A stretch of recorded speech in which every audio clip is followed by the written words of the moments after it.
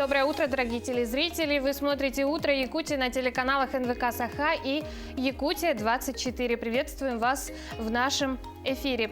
В студии работают Катерина Винокурова и Руслан Ачиров. Доброе утро. Сегодня на календаре 13 февраля, пятница. Мы завершаем эту рабочую неделю. Впереди у нас выходные и романтический праздник – День всех влюбленных. В течение 1 часа вас ждут самые полезные и интересные новости. По традиции начнем наш день с фитнес-тренером, перелистаем научно-исторический календарь событий и дат. В нашей новой рубрике «Мой питомец» мы расскажем о том, какая порода собак лучше подходит для жизни в столице. Любители археологии заинтересует наша рубрика «Музейный гид». Ну а пока весь город просыпается, и не только Якутск, Александр Хавренко уже работает. В прямом эфире он расскажет, кто раньше всех встречает утро, а в конце передачи самый внимательный наш телезритель получит от нас приятный подарок. Следите за нашими сюжетами, новостями и выигрывайте призы. Ну а пока настраиваемся на очень продуктивный день и познакомимся с прогнозом погоды на сегодня. Сегодня в центральных районах в 6 часов утра температура воздуха составила минус 26, минус 31 градус. В Заречной группе минус 17, минус 33. В южных минус 15, минус 19 градусов. В Вилюйской группе минус 26, минус 31. В Нижнеленских минус 30, минус 21, в западных минус 26, минус 31 градус. В Калмыцких районах минус 23, минус 32, в Янских минус 32, минус 40. На северо-западе минус 17, минус 37 градусов. В 6 часов утра температура воздуха в городе Якутске составила минус 29 градусов. Атмосферное давление 760 миллиметров ртутного столба. Ветер северо-западный. Днем в городе Якутске ожидается небольшой снег. Ветер юго-восточный 2,5 метров в секунду. Днем температура воздуха составит минус 19, минус 21 градус. Ну а мы хотим напомнить, что у нас сегодня проходит конкурс на самого внимательного зрителя. В течение выпуска вы должны смотреть нашу программу, так как вам будет задан вопрос, связанный с героями наших материалов. Тот, кто получит правильный ответ, получит от нас приятные призы. Да, действительно, следите, буквально через некоторое время услышите вопрос. Ну а в России с 2025 года откажутся от всем привычной нам восьмерки в начале номера при междугородних и звонках внутри региона. В студии наш новостной обозреватель Василий Радченко. Василий, доброе утро. Доброе утро. Доброе утро. Как с 2025 года россияне будут звонить друг другу без восьмерки? Привычную восьмерку заменят на 0. Для звонков за пределы страны будет использоваться 2 ноля. Это объяснили тем, что Минцифра сейчас вводит повсеместно в регионы систему 112, и отказ от восьмерки и переход на 0 необходимы для ее нормального функционирования. Ну а теперь к другим новостям.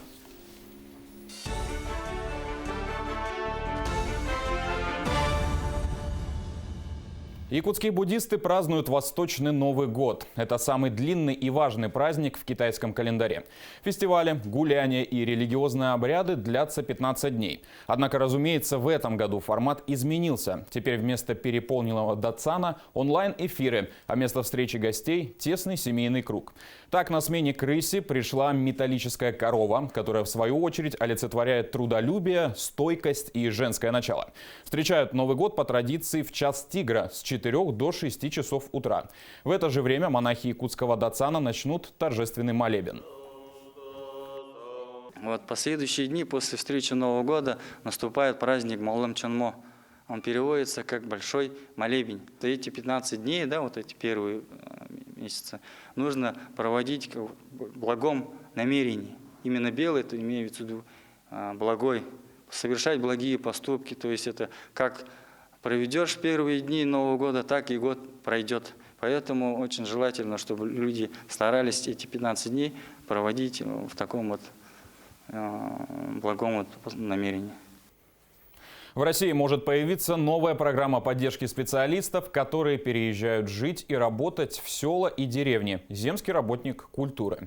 Причем единовременные выплаты на Дальнем Востоке предлагается сделать вдвое больше, чем в других регионах. Об этом рассказала министр культуры Ольга Любимова. Пробный проект предусматривает единовременную выплату 2 миллионов рублей тем, кто продолжит свою работу в учреждениях культуры в селах и малых городах Дальневосточного федерального округа, и 1 миллиона рублей для всех остальных федеральных округов.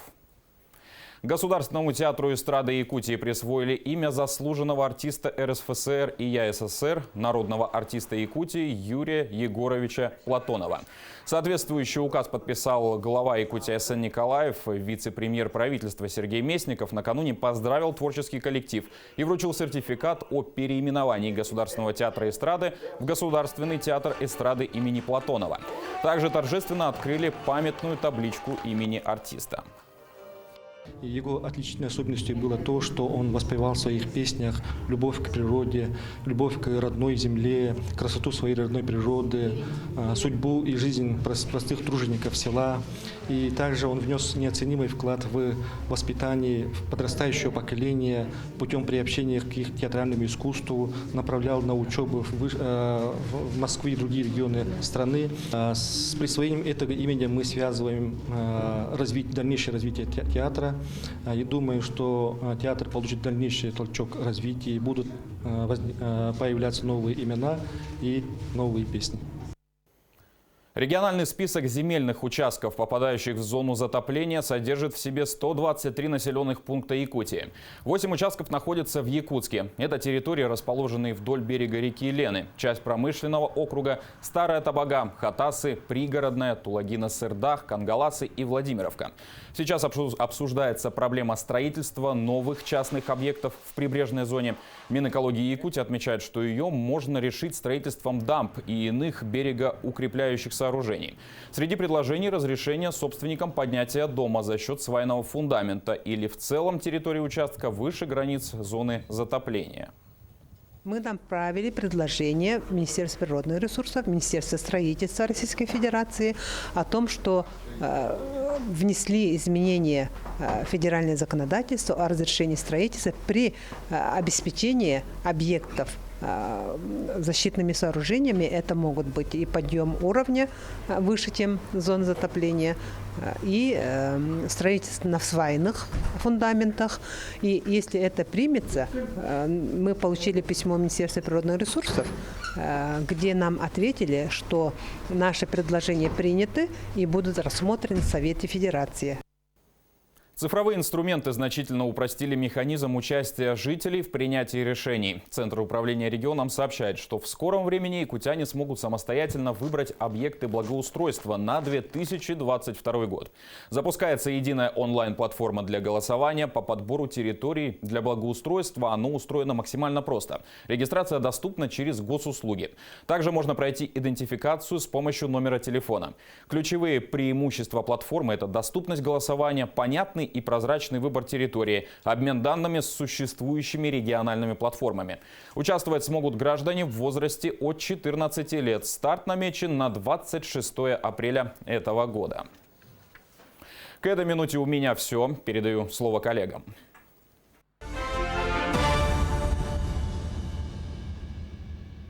Спасибо, Василий, за актуальные новости. Но мы продолжаем. И вопрос, который волнует многих: как вести здоровый образ жизни, если весь день сидишь, например, в офисе?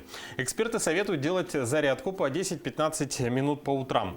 Реже пользоваться транспортом, лифтом и больше ходить пешком. Ну и, конечно же, в течение рабочего дня разминаться по 10 минут на работе.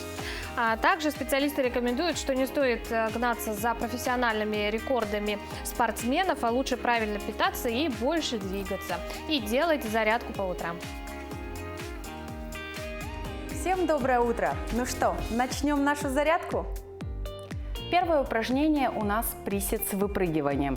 Садимся на уровень колена, колени за носок у нас не выходят, спина максимально прямая, держим поясницу в прогибе. Садимся, выпрыгиваем вверх, при этом делаем выдох. Сели, выпрыгнули, сели, выпрыгнули. Выполняем данное упражнение 5 раз. Упражнение номер 2. Дорожка. делаем 4 шага руками вперед, 4 шага назад. Когда встаем, делаем выдох. Таких упражнений мы выполняем 5 раз. Упражнение номер 3. Ленивое отжимание. Становимся в упор на прямые руки, полностью ложимся на грудь, на выдохе встаем, выпрямляем руки. И таких упражнений мы выполняем 5 раз. Очень важно не прогибать поясницу и держать спину прямо. Упражнение номер 4. Бегущий человек. Становимся в упор на прямые руки и в прыжке делаем смену ноги, подтягивая колено при этом к груди. На каждом подъеме колена мы делаем выдох. На этом все. Всем хорошего дня! Ну что, я думаю, что вы получили заряд бодрости. Ну, дорогие друзья, Да, с нами на прямое подключение должен выйти наш коллега Александр Хавренко.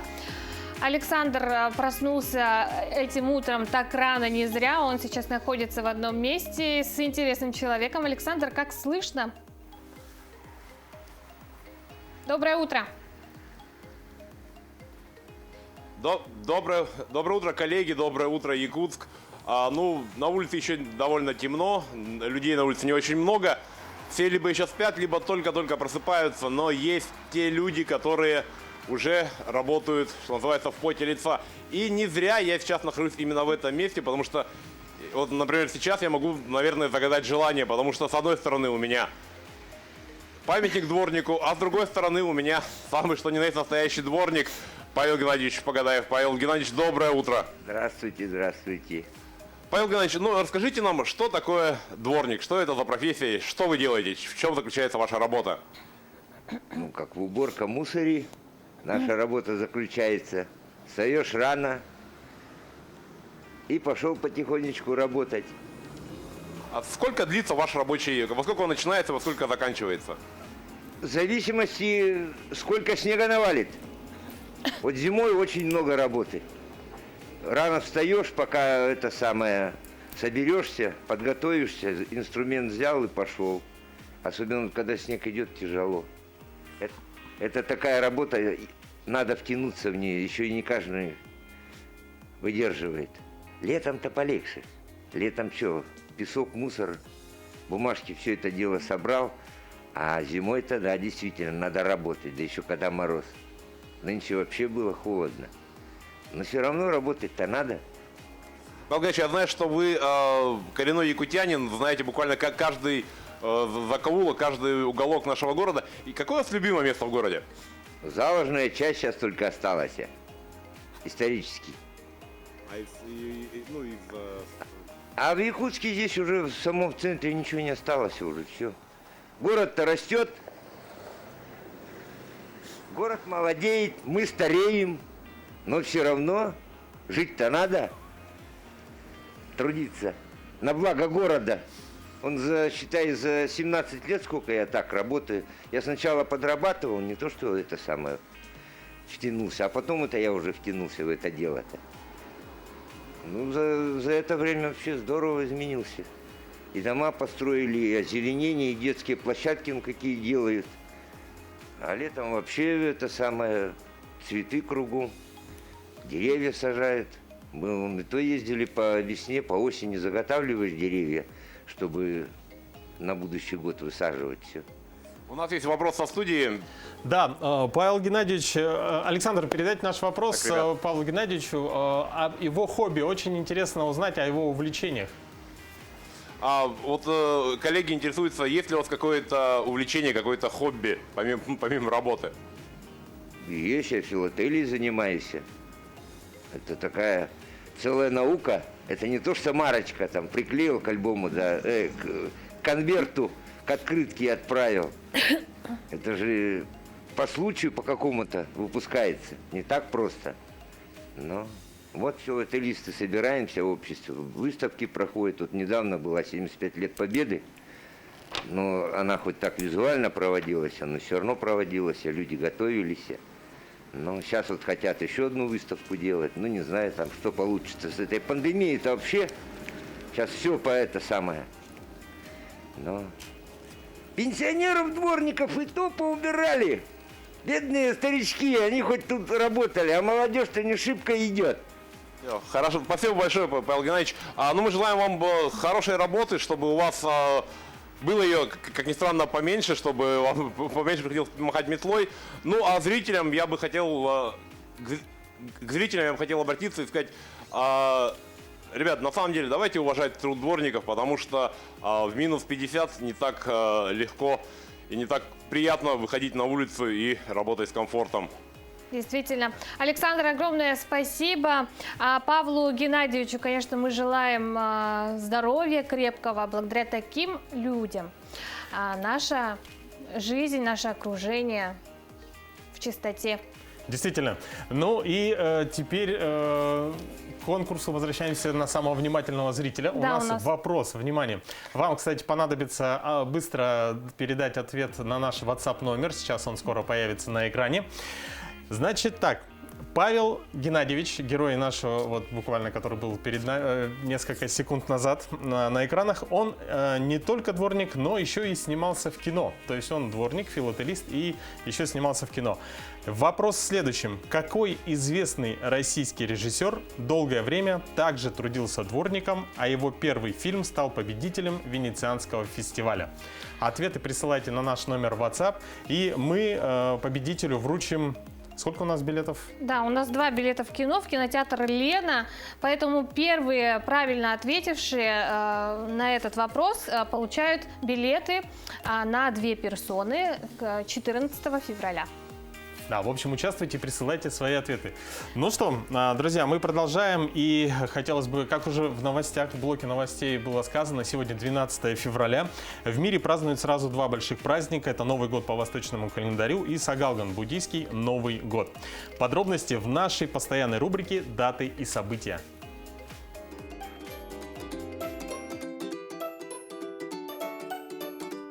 12 февраля наступает Новый год по лунному календарю. Часто его называют китайским. Сегодня также Сагалган, буддийский Новый год. 12 февраля празднуют день рождения Дарвина, иначе Международный день науки и гуманизма.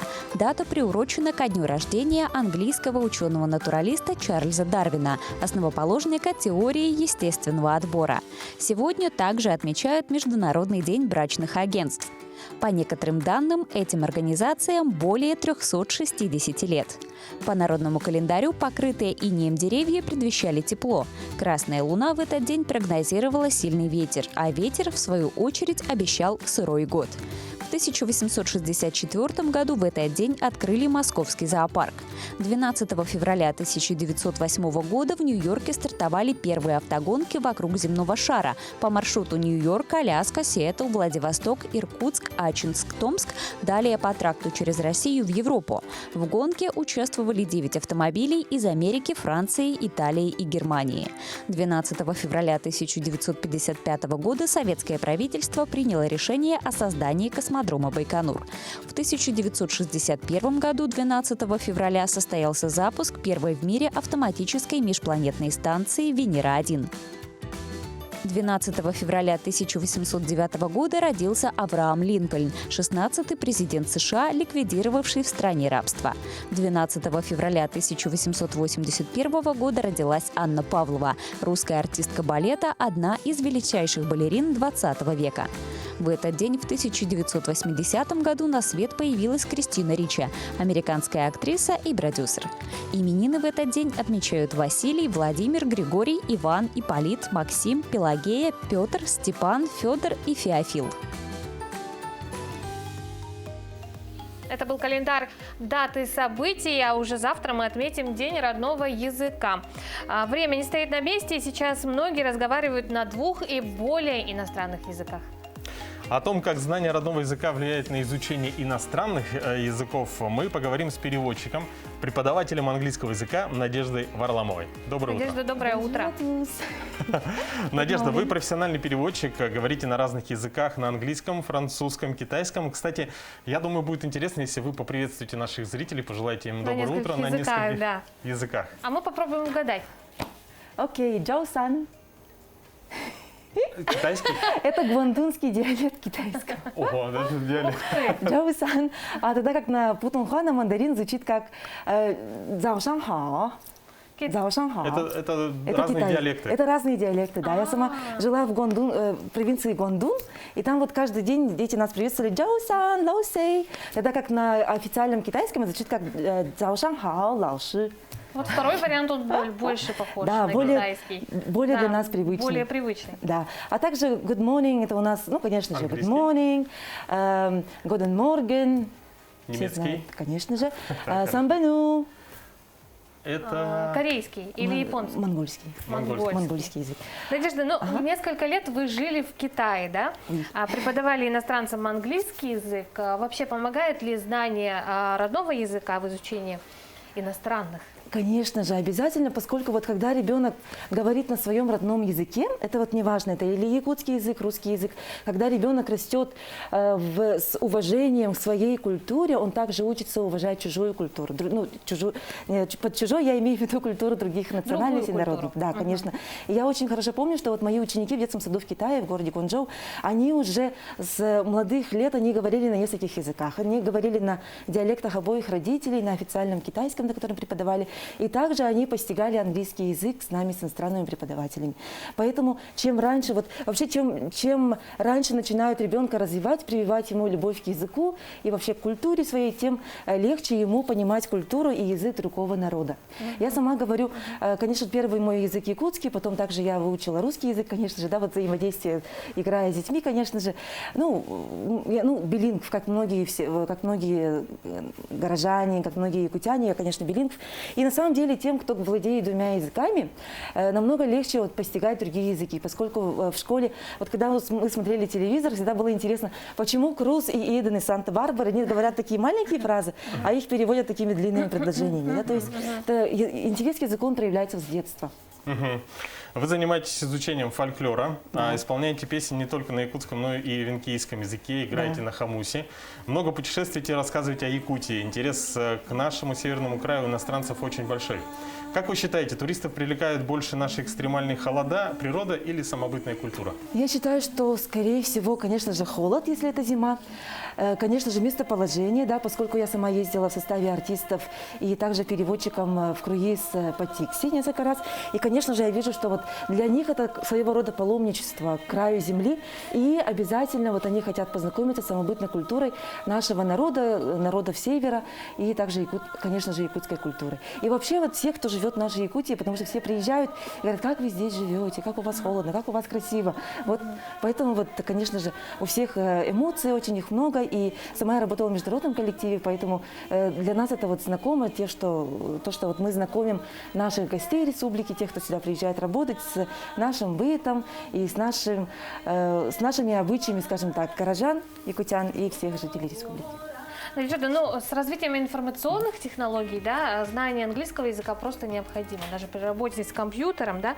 А при такой вот гонке, как не растерять бережное свое знание, свой родной язык? Благодарю за вопрос. Конечно же, потому что вот во всем мире наблюдается такая тенденция, что каждые 2 недели исчезает какой-то язык, исчезает какая-то культура. Это очень большой вопрос, больной, потому что, вот, конечно же, у нас лингва франка на данный момент это английский язык, поэтому у нас очень много заимствований и в русском языке, поэтому вот нам всем нужно обязательно следить за чистотой речи, не только за чистотой помыслов, да, но также какой смысл мы вкладываем в слова. И желательно нам, конечно, приобщать своих детей к тому, чтобы вместо, например, голкипер говорить вратарь, если есть такое хорошее русское слово, например, да, и не спичрайтер, а, скажем так, человек, который, я немножко волнуюсь, сразу слово не вспомню. Конечно же, вот этого не избежать, да.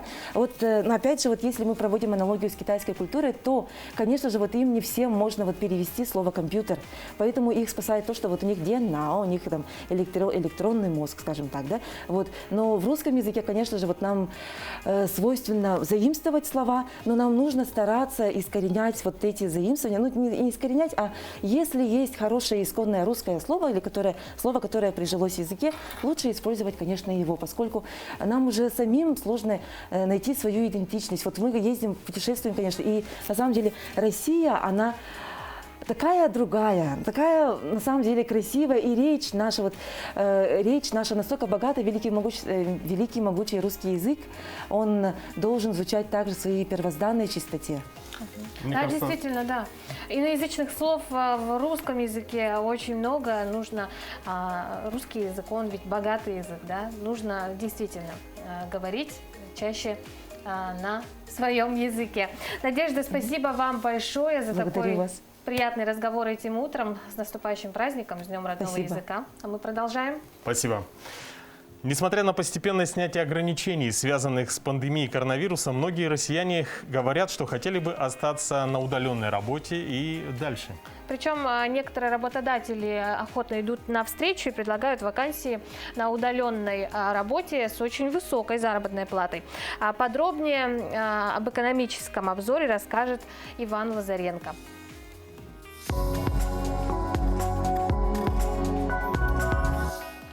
По данным популярных сайтов по поиску работы, самыми высокооплачиваемыми вакансиями на удаленке в феврале стали предложения для дизайнеров, детских психологов и инженеров. Одну из самых высоких зарплат в феврале предлагает строительная компания специалисту по тендерам. За 300 тысяч рублей в месяц соискатель должен мониторить торговые площадки, изучать аукционную документацию и готовить пакет документов для участия в тендере. Программисту JavaScript готовы платить до 200 тысяч рублей в месяц. Разработчик мобильных приложений также может рассчитывать на вознаграждение в размере от 150 до 170 тысяч рублей. До 160 тысяч рублей готовы платить детскому психологу с сертификатом, подтверждающим знание методов когнитивно-поведенческой терапии.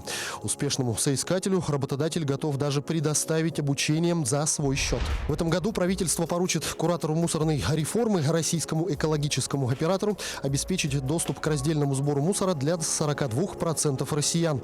Это больше, чем в 1,5 раза, чем было годом ранее. Отмечается, что сейчас в России установлены более 92 тысяч баков для раздельного сбора мусора. Для полного обеспечения страны возможность разделять мусор на смешанный и содержащий вторсырье необходимо около 420 тысяч контейнеров стоимостью 5,2 миллиарда рублей. По данным Greenpeace, на март 2020 года раздельный сбор отходов был доступен только 18,5% населения России. Представитель Минприроды подтвердил эти данные. Однако по итогам года услугой по оборудованию контейнерных площадок для раздельного сбора отходов было уже охвачено 26% населения страны. Аналитические агентства страны заявили о серьезной нехватке мигрантов в России.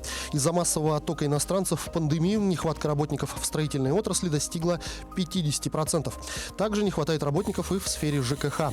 В России на сегодня проживает от 4 до 8 миллионов мигрантов. Это на 20% меньше, чем до пандемии. Иностранцы все еще не могут вернуться в страну, несмотря на отмену ограничительных мер, потому что границы их стран по-прежнему закрыты. К тому же на экономике России сказывается рекордное за 15 лет сокращение населения в прошлом году. В нынешнем году в 2 российских регионах пройдет эксперимент по осуществлению федерального государственного лесного надзора в сфере оборота древесины и противодействию ее нелегальной заготовки. Об этом сообщает Рослесинформ.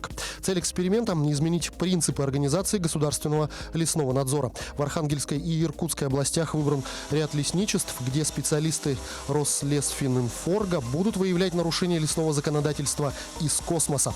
Для этого расширена площадь непрерывного дистанционного мониторинга использования лесов на землях лесного фонда этих регионов. Пилотный проект стал возможен после вступления в силу в начале года изменений в лесном законодательстве.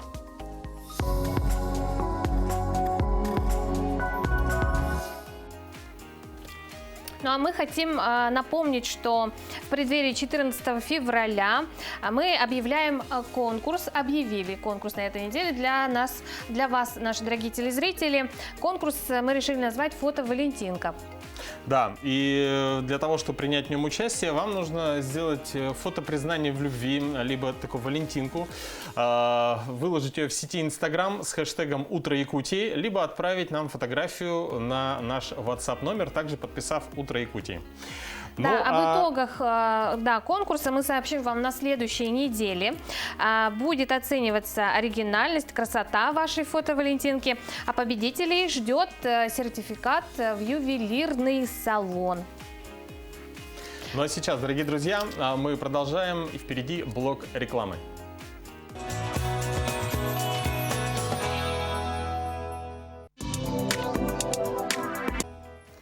Но в преддверии Дня всех влюбленных мы представляем вашему вниманию рубрику «История любви».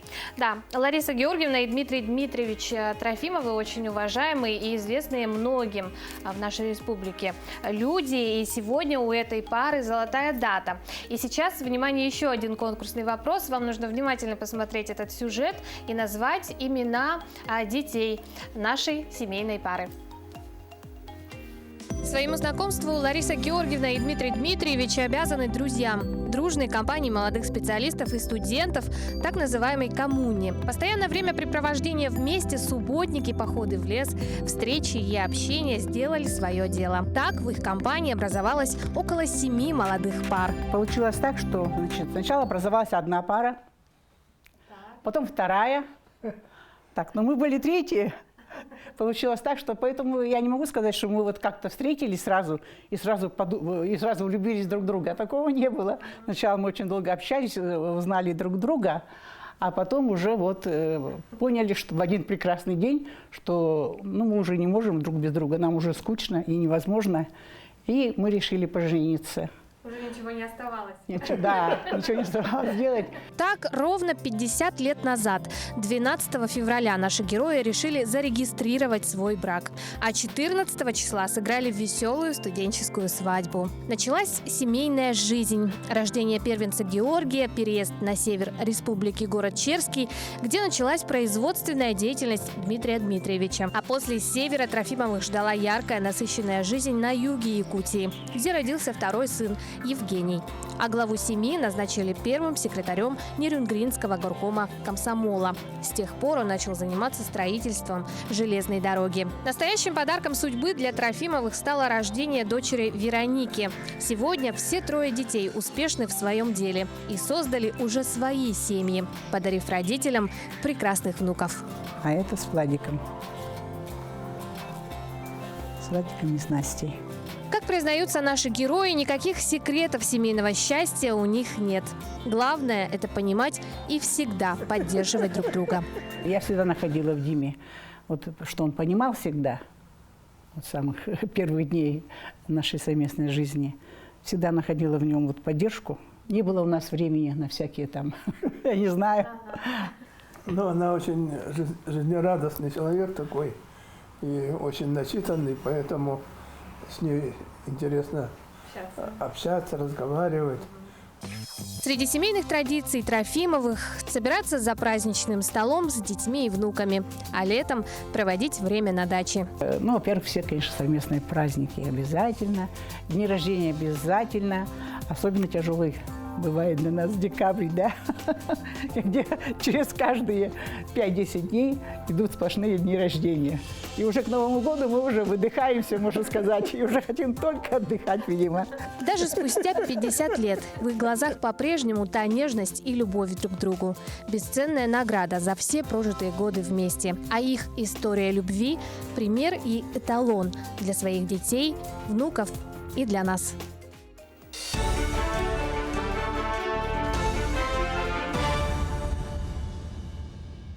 Невролог рассказал, как вернуться в строй после COVID-19. По словам медика, для полноценного восстановления необходимо тренировать нервную систему.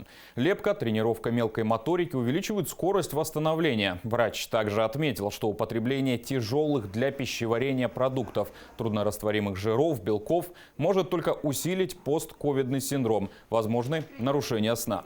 При этом специалист добавил, что больному для полной поправки необходимо от 3 до 6 месяцев. По его мнению, тяжелее придется жителям больших городов из-за очень активного ритма жизни. Спрос на медицинские маски в России в феврале упал на треть на фоне вакцинации и снижения числа заболеваний COVID-19. По данным Яндекс.Маркета, в феврале спрос снизился примерно на 34% относительно пиковых значений декабря. Также изменился и средний чек на покупку. Если в декабре россияне в среднем тратили на медицинских масках около 560 рублей, то в феврале этот показатель снизился на 5%. Традиционный венецианский карнавал впервые в истории проходит в онлайн-формате. В связи со сложной эпидемической ситуацией организаторы отменили главные события – шествия и балы-маскарады, а также полет ангела с колокольни на площади Святого Марка. Специальные виртуальные комнаты созданы для демонстрации исторических костюмов и масок. Организаторы признаются, что не просто поддерживать интерес к мероприятию в условиях, когда основные атрибуты в виде массовых гуляний и живых спектаклей оказались под запретом. В этом году к началу пожароопасного сезона планируется создание нового подразделения авиалесоохраны в Батагае Верхоянского района Якутии. Оно необходимо, чтобы более оперативно справляться с лесными пожарами в арктической зоне республики. Об этом во время прямого эфира в социальных сетях сообщил руководитель якутской базы авиалесоохраны Владимир Леонов.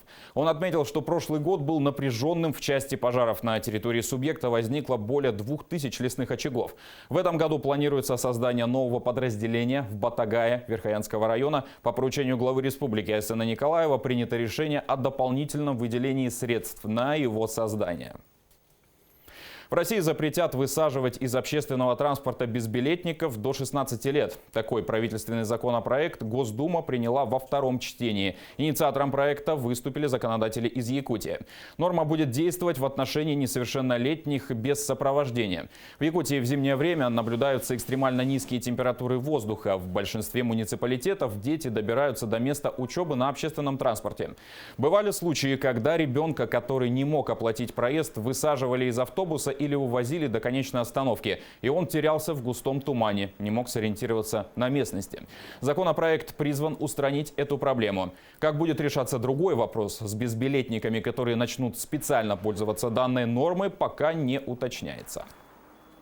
В Северо-Восточном федеральном университете проходит декада родного языка и письменности. В рамках мероприятия Институт языков и культуры народов Северо-Востока России проведет республиканский, городской диктанты по якутскому языку и внутривузовским, по эвенкийскому, эвенскому и юкагирскому языкам.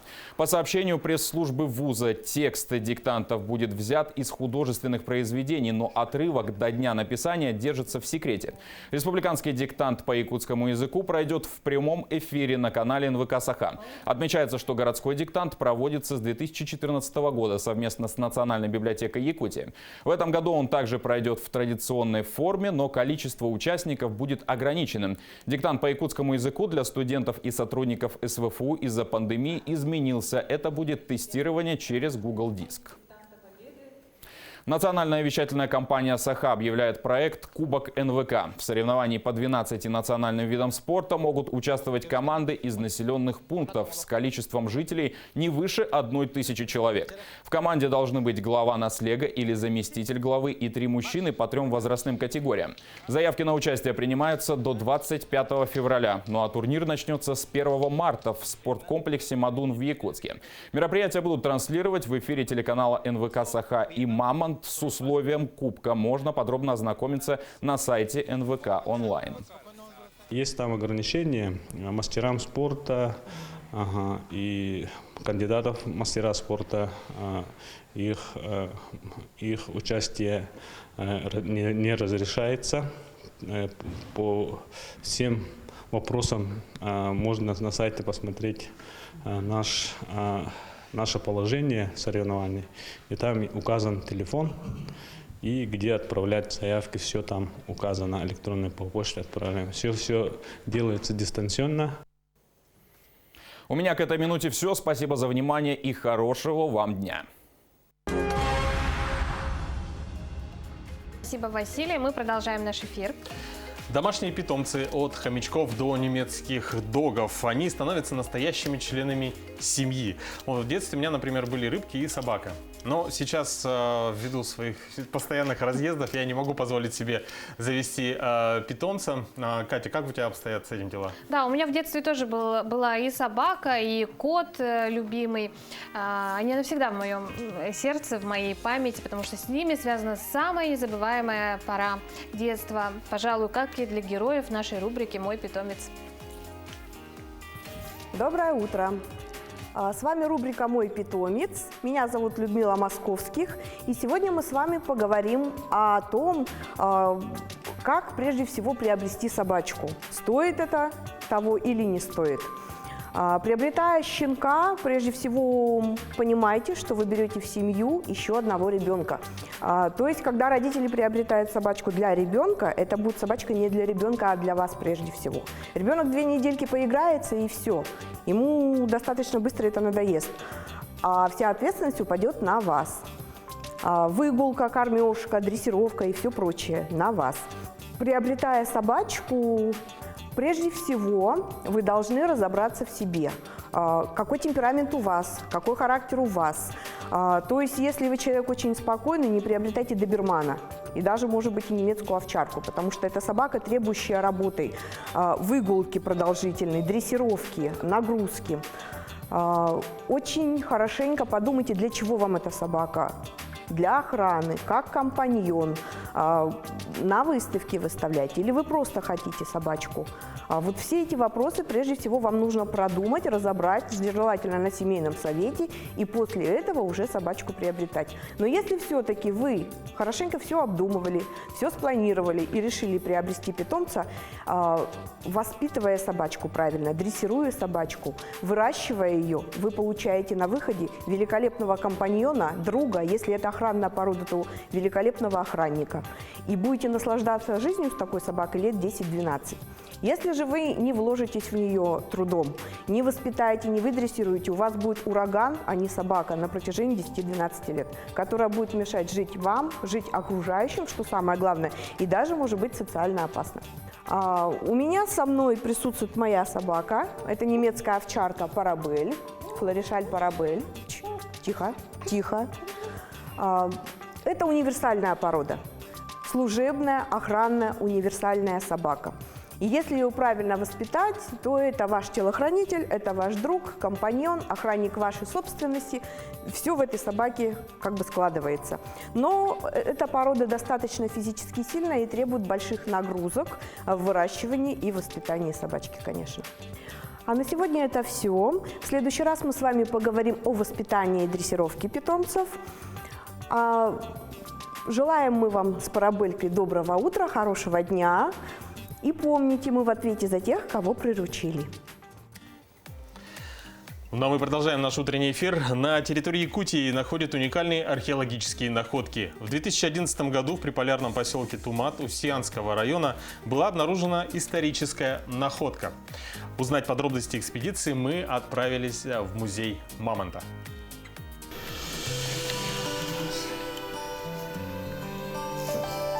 Ученые всего мира работают в основном со скелетными остатками животных мамонтовой фауны, которые сохраняются в виде скелетных остатков и черепов. Однако на территории нашей республики встречаются такие уникальнейшие находки, как туши или тушки животных мамонтовой фауны. 2 из них вы видите перед собой. Это так называемые туматские собаки. Это щенки, примерный возраст 2-3 месяца, а жили они примерно 12 450 лет тому назад. В 2011 году местные жители приполярного поселка Тумат в Устьянском районе обнаружили неизвестные животные, которое вытаивало из льда на берегу озера и, конечно же, чрезвычайно удивились. Отряд музея Мамонта незамедлительно выехал на место находки и привез его в музей Мамонта. И мы видим, что это щенок, примерно 54 сантиметра в длину, хвост короткий достаточно, около 15 сантиметров, и весит мумифицированная эта тушка примерно около 1 килограмма. Сплющенность тела туматского щенка 1 и сплющенность тела туматского щенка 2 говорят о том, что они действительно были придавлены большой массой земли, и в таком виде они погибли. Мы надеемся, что вот эти 2 находки, которые находятся в коллекции музея Мамонта, могут пролить свет на доместикацию на одомашнивание собак. Почему? Потому что только по интересу читателей, посетителей музея на втором месте после мамонта и животных, мамонта и фауны, все-таки стоит собака. Первый друг человека. Что ж, мы продолжаем. Да. И готовы объявить результаты нашего сегодняшнего конкурса. Ответ на первый вопрос. Значит, это был у нас режиссер Андрей Звягинцев. Он действительно работал дворником. Это было для того сделано, чтобы, так как можно было снимать, то есть жить в жилье в специальном около театра. Театр около Маяковского, театра. оказывается. И мы решили дать сразу 2 билета, 2 пригласительных на 2 персон. У нас, значит, первым ответил, и мы даже назовем его имя, это Евгений Алексеев. Номер телефона оканчивается на 1615. Мы вас поздравляем. 1 билет на 2 персоны для вас. И вторым ответ правильный отправил номер, который оканчивается на 2263. Мы поздравляем победителей. Вы отправляетесь в кино, в кинотеатр «Лена» уже 14 февраля.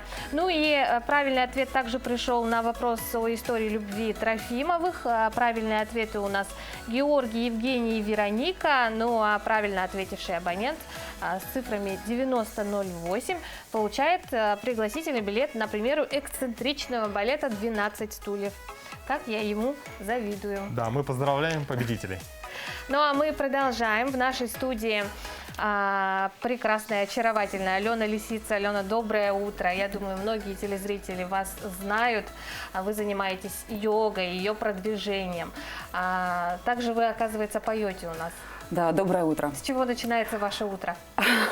Сегодня, ну, как, собственно, и год уже начинается с кормления моей малышки.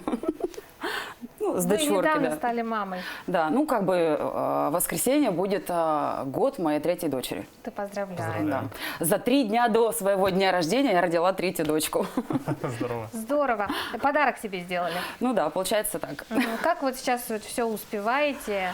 На самом деле или не успеваете? Не все успеваю, что хотелось бы, но стараюсь, да, стараюсь выбирать, что самое важное для моей души. Скажем так. Как пробудиться с утра? Какие бы вы дали рекомендации? Может быть, какие-то легкие упражнения? Ну да, легких упражнений. Быть бодрым, в настроении. Достаточно много, но я все-таки думаю, что самое основное упражнение – это сон. Чтобы быть бодрым, обязательно нужно высыпаться, нужно отдыхать. Упражнений масса, всяческих разных, от дыхательных Самые такие до… простые, практичные. Ну, я не думаю, что сейчас мы сможем тут делать упражнения. Я могу вам показать пранаяму, самую простую, которая пробуждает нервную систему. Давайте. Дыхание пупком. Так. Можешь так? Это надо выдохнуть? Это нужно выдохнуть, да. Можно прям положить руку на живот и попробовать.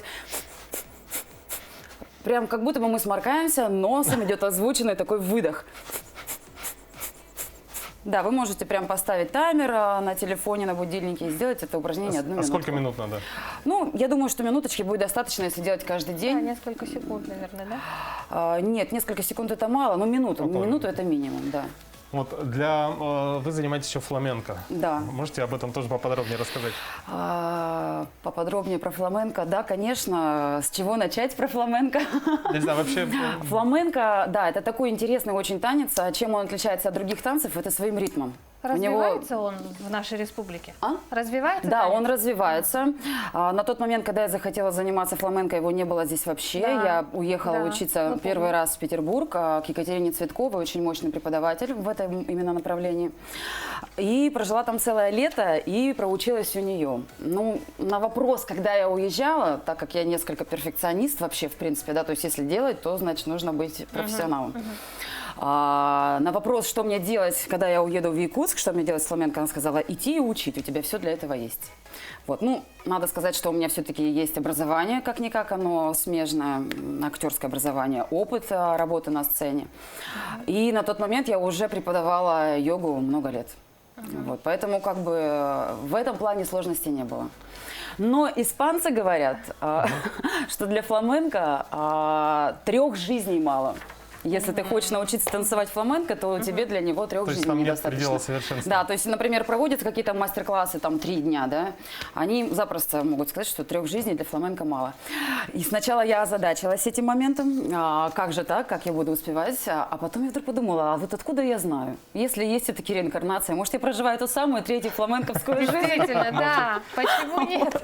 А в Якутске сколько человек увлекается фламенко и какой средний возраст? Вот именно профессионально, вы имеете в виду преподавателей или вообще учеников? Ну, на самом деле, у нас сейчас достаточно много стало людей увлекаться, да, потому что вот первая группа у меня была очень большая, потом я прервалась на свой долговременный декрет, как-то так у меня все прям затяжно получилось. И сейчас группа тоже у меня есть, но она небольшая, мы встречаемся по выходным с утра, но это прям ярые любители фламенко, потому что встретиться в субботу и воскресенье в 10 утра, чтобы потанцевать.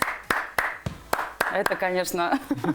А фламенко увлекаются мужчины в нашей республике? Да, но почему-то мужчины боятся. Вообще мужчинам, насколько я замечаю, сложно идти в группу, где одни женщины. С йогой то же самое. Вот если есть какой-то мужчина, они как-то им проще, да, наверное, я не знаю. Нужно подсадных мужчин брать, да? Да. Заходишь, уже 3 Да, но я сидят. вот не могу найти таких мужчин. Был один мужчина, который брал уроки индивидуально. Купил туфли, заказал, все, брюки себе пошил. То есть, ну, это были индивидуальные занятия. Да. Алена, знаем, что у вас есть музыкальный коллектив, который был создан недавно, да? Да, О нем да. подробнее чуть расскажите нам. Музыка такая, конечно, тоже огромнейшая вещь в моей жизни. Я сколько лет, 8 лет у меня был живой состав традиционный. Гитара, бас-гитара, ударные. Клавиши даже у нас были периодически. С клавишниками у нас на самом деле в городе со свободными, качественными клавишниками не очень. Вот.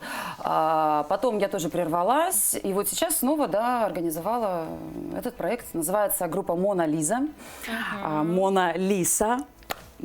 Дона Лиса. Лисица в этом плане. Ну, как бы кто знает, тот понимает, да, игру этих слов через пробел. Так что, если где увидите, приходите, Мона Лиза. А что вы исполняете? В основном это зарубежный поп-рок. Ну, хотелось бы исполнять больше блюза, больше соул впоследствии. Ну, посмотрим. Понимаем, что с утра очень тяжело напрягать свои связки, но тем не менее мы не можем вас не попросить. Вы знаете, а давайте я попробую исполнить фламенко. Давайте. А вы можете меня поддержать. Вы знаете, что вы можете сделать? Нам Делать нужно стучать, да? Традиционный ритм. 4 счета. Во фламенко это 12 счетов. Да, а я буду петь. Turonías porque vales, turonías porque vales. Tú eres la piedra más chica de la acera de mi calle. Tú eres la piedra más chica de la acera de mi calle. Здорово. Алена, спасибо вам за такой утренний и позитивный разговор. Мы, Спасибо конечно, большое. желаем вам дальнейших успехов. Оставайтесь всегда такой же прекрасной, талантливой. Спасибо. Здоровья вам и вашим деткам. Спасибо большое. Спасибо Благодарю. большое. Ну а мы продолжаем наш утренний эфир. Приветствуем всех зрителей на каналах Якутия-24 НВК СХ. В южной столице наконец отступили морозы, и большинство горожан устремились на природу. Активно проводить выходные, в том числе и, конечно, порыбачить. В особенностях местной рыбалки разбирался Сергей Козюра. В минус 45 немногие стали бы рисковать, отправившись на водоем. Словом, некомфортно. Но вот на термометре минус 15. И любители активного отдыха и зимней рыбалки уже пакуют вещи и отправляются на уже полюбившиеся места. Никакой более-менее уважающий себя рыбак никогда не выдаст хорошие поклевные места. Но зимой их можно вычислить совершенно по-другому. После таких крепких морозов довольно непросто забурить лунку. Река промерзла основательно. И тут, помимо усилий, потребуются и определенные навыки. Ну а бывалые рыбаки у хороших ям оставляют вот такие вешки из палок. Да и насадка, удлиняющая бур, будет не лишней. Толщина льда нынче внушительная. Бурить дальше здесь не представляется возможным. У каждого рыбака есть определенные свои хитрости. От выбора крючка и приманки до умения найти подходящую яму. Но ведь есть за что. Главный зимний трофей – хариус. Я вот решил порыбачить. Да, вот есть результат. То есть как бы Моя цель достигнута. В принципе, я приехал в новое место, мне довольно-таки понравилось здесь. Испытав на себе это зимнее удовольствие, начинаешь понимать, что особенности зимней рыбалки соответствуют поговоркам «без труда не вынешь рыбку из пруда» и «терпение и труд все перетрут». Сергей Козюра, Нерюнгри.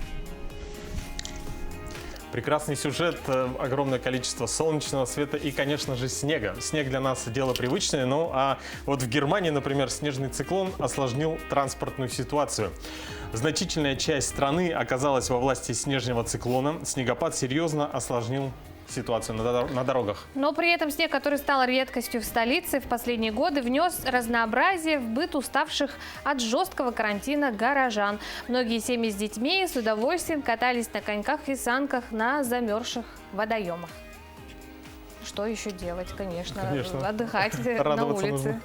А на главном телеканале Каталонии ТВ3 в Испании показали серию сюжетов о Якутии.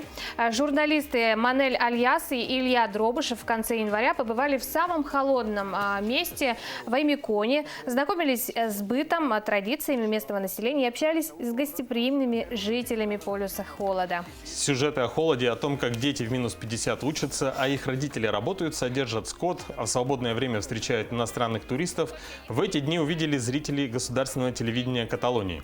Для жителей Пиренейского полуострова, славящегося многолюдными пляжами, где сейчас плюс 15, увидеть морозы Якутии, конечно, интересно и увлекательно. Но главный интерес испанских журналистов – тема глобального потепления. В Якутии они искали факты, подтверждающие природные изменения. Вместе с учеными изучали сваи многоэтажных домов, экологические последствия антропогенного воздействия на окружающую среду. Что ж, мы благодарим всех, кто принял участие сегодня в нашем праздничном конкурсе, можно сказать. Да, со всеми мы свяжемся обязательно после эфира. Хотим напомнить, что конкурс «Фото-Валентинка» продолжается. Результаты его мы объявим на следующей неделе. Вам нужно будет указать хэштег «Утро Якутии», либо написать нам по WhatsApp, отправив свою оригинальную Валентинку. Оригинальную. Вот что будет учитываться. Да, мы будем оценивать оригинальность, романтичность, а победитель у нас получит сертификат в ювелирный салон. Находится да, покажи его, чтобы все поверили, мало ли что. Он материален, да, то есть победителя ждет. Соответственно, делайте фото, выкладывайте в Инстаграм с хэштегом «Утро Якутии». Ну вот, например, вот как сейчас видите на экране. Да, уже Валентинку нам отправили. Может быть, что это вы и ваша вторая половинка, да, соответственно. Не забывайте открыть свой аккаунт, чтобы мы смогли посмотреть. Либо отправляйте ваши фотографии на наш WhatsApp номер с пометкой «Конкурс». На этом наш эфир подходит к концу. Всем отличных выходных, с наступающими праздниками. Пока.